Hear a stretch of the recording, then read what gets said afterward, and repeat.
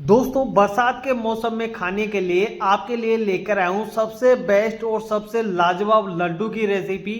यकीन मानो इससे आसान तरीका आज तक आपने नहीं देखा होगा और टेस्ट में इतने बेहतरीन होते हैं कि एक बार बनाने के बाद में सारा घर इसकी खुशबू से महक उठता है और बहुत ही शानदार लगता है। जब आप मार्केट में ये लड्डू लेने जाते हो तो आपको बहुत ही महंगे दामों पर ये लड्डू मिलता है। तो आज आप इस तरीके से घर पर जरूर से ट्राई कर लेना। इसे बनाने के लिए सबसे पहले आपको एक कढ़ाई लेना है और उसमें एक कटोरी सूजी डालना है। ये जो मैंने मेजरमेंट बताई ये ऐसी कटोरी सबके घर में उपलब्ध रहती है जिससे मेजरमेंट खराब नहीं होगा और आपके लड्डू सबसे बेस्ट बनेंगे।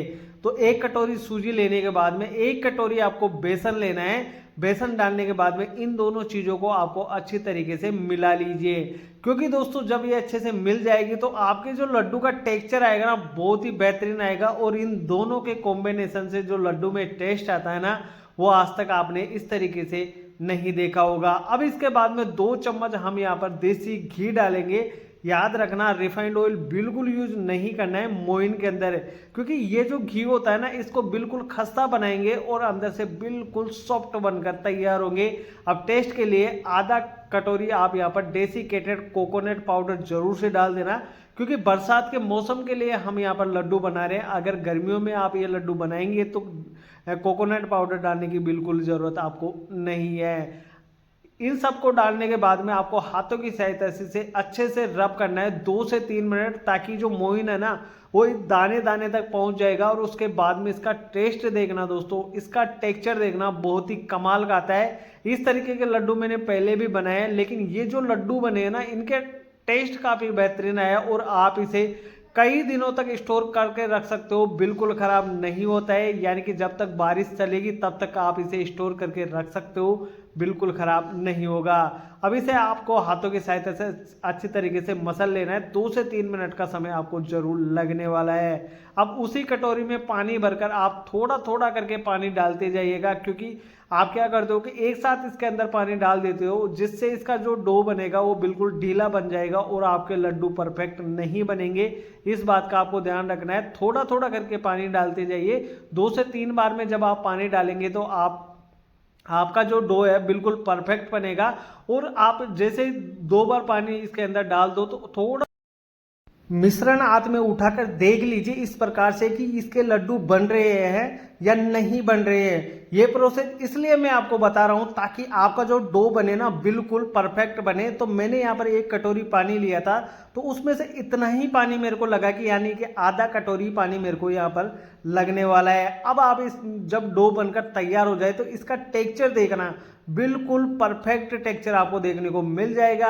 अब आपको इसे 15 मिनट रेस्ट पर छोड़ना है। उसके बाद में इस तरीके से मुठिया बनाकर तैयार कर लीजिए, या आप इसे इसकी रोटी भी बना सकते हैं, क्योंकि मैं इसे फ्राई करने वाला हूं। अगर आप फ्राई नहीं करना चाहते हैं तो आप इसकी रोटी बेल लीजिए और उसे तवे पर आप घी लगाकर दोनों साइड से अच्छी तरीके से सेक सकते हैं। लेकिन इसे आप फ्राई करके बनाएंगे ना तो एक तो बनाना आसान हो जाता है और दूसरा इसका टेस्ट काफ़ी बेहतरीन आता है। तो अब आप एक कढ़ाई में रिफाइंड ऑयल डाल दीजिए और इनको आप डालते जाइए, या आप ऐसा कर सकते हैं कि इसके अंदर रिफाइंड ऑयल की जगह घी का इस्तेमाल भी कर सकते हैं, जिससे तो इसका टेस्ट और भी अलग लेवल का आपको देखने को मिलेगा।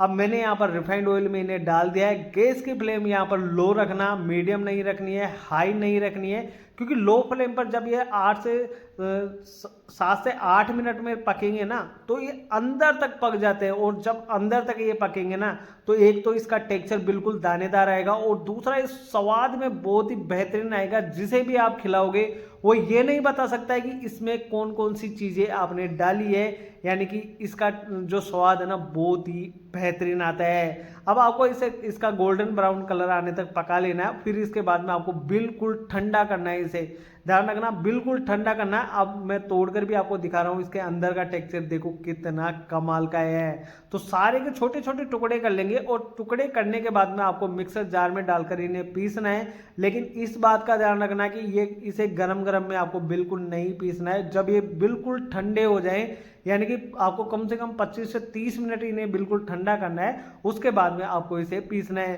क्योंकि अगर आप गरम गरम में इसे पीस लोगे तो ये तो मिक्सी के अंदर जाते ही चिपक जाएंगे और ऐसा दरदरा पाउडर नहीं बनेगा। और बिल्कुल ठंडा करके अगर आप पीसते हो तो ऐसा दरदरा पाउडर आपको देखने को मिलेगा। तो सारे को इसी तरीके से पीस लीजिए। अब उसी कढ़ाई के अंदर आपको ऐसा करना है कि घी दोबारा डालना है, 2 चम्मच घी आपको दोबारा डालना है।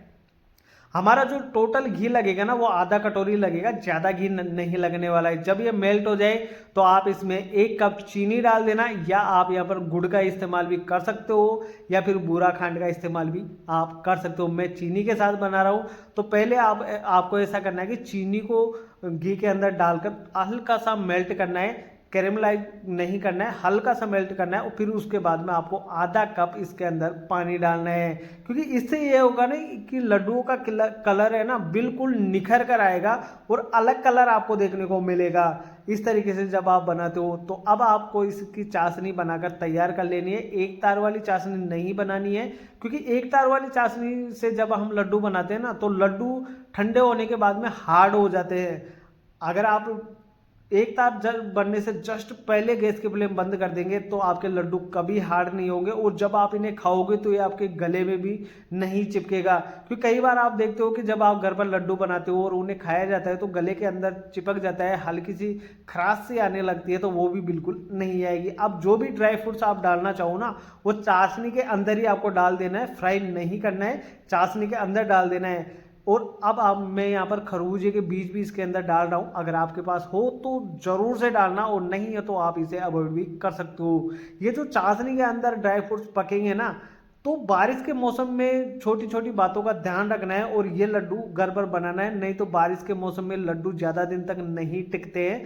अगर आप इन्हें तेल में फ्राई करके बनाओगे तो बहुत फ़र्क पड़ने वाला है। और मैंने इन्हें चाशनी में बना रहा हूँ, तो चाशनी में इन्हें डालने के बाद में आपको बहुत अलग फ्लेवर मिलेगा और अलग फर्क देखने को मिलेगा। ये तो आप जब ये लड्डू घर पर बनाकर खाओगे तभी आपको मालूम चलेगा।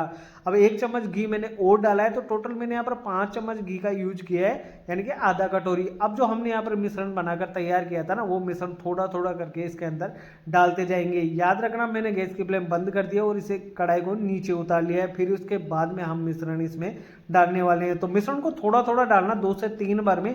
आप एक साथ कभी भी मिश्रण इसके अंदर नहीं डालना चाहिए। ये जो टिप्स मैंने बताई ना बस उनको आपको ज़रूर फॉलो करना है और फिर आपको ये लड्डू बनाकर तैयार कर लेना है। अब 2 से 3 बार में सारा मिश्रण डाल देंगे और इसे अच्छी तरीके से मिक्स कर देंगे।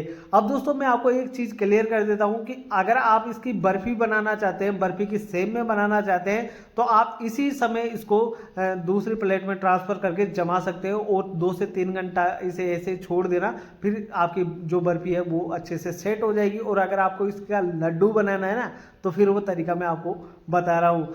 देखो इस तरीके से कंसिस्टेंसी हो जाएगी। फिर उसके बाद में आपको ऐसा करना है कि कढ़ाई को वापस गैस के ऊपर रखना है और 2 मिनट तक आपको हल्की आंच पर इसे गरम करना है, यानी कि पकाना है। फिर उसके बाद में जो ये डो रहेगा बिल्कुल इसके आप लड्डू बनाकर तैयार कर सकते हो, या इस समय भी आप इसे हलवा के टाइम में भी इसे खा सकते हो। लेकिन मैं दोस्तों इसके लड्डू बना रहा हूँ। अब देखिए आप थोड़ा थोड़ा छोटी छोटी लोइयाँ तोड़कर इसके लड्डू बना लीजिए। फिर उसका कलर देखिए कितना परफेक्ट, और लग रहा है ना कि आप मार्केट से खरीद कर लेकर आए हो। आपको ऐसा लगेगा कि नहीं कि आपने इसे घर पर बनाया। अभी आपको तोड़कर इसके अंदर का टेक्सचर दिखाता हूँ कितना कमाल का है। ये देखिए दोस्तों, इस तरीके से जब आप इन्हें तोड़कर अपने मम्मी पापा को खिलाएंगे तो वो तो खुश हो जाएंगे और आपको पता ही नहीं चलेगा कि आपको कितनी दुआ मिलने वाली है। और मम्मी को खिला देना, यकीन मानो मम्मी ये नहीं बता सकती कि आप इसे मार्केट से लाए हो या घर पर है आपने बनाकर तैयार किया है।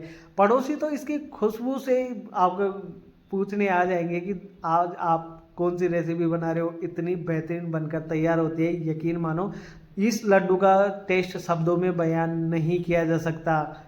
यकीन मानो दोस्तों बहुत ही बेहतरीन बनता है, अंदर से बिल्कुल सॉफ्ट और जूसी बनकर तैयार होता है। उम्मीद करता हूँ आपको ये रेसिपी बहुत ज़्यादा पसंद आएगी। पसंद आती है तो वीडियो को लाइक कर दीजिए, चैनल को सब्सक्राइब जरूर से कर लेना ताकि आने वाली वीडियो की नोटिफिकेशन आप तक जल्द से जल्द पहुँच सके। मैं ऐसे यूनिक और आसान शब्दों में आपको रेसिपी बताता हूँ ताकि आप भी घर पर बना सको और इस रेसिपी का एंजॉय कर सको। तो मिलते हैं नेक्स्ट वीडियो में, तब तक के लिए धन्यवाद।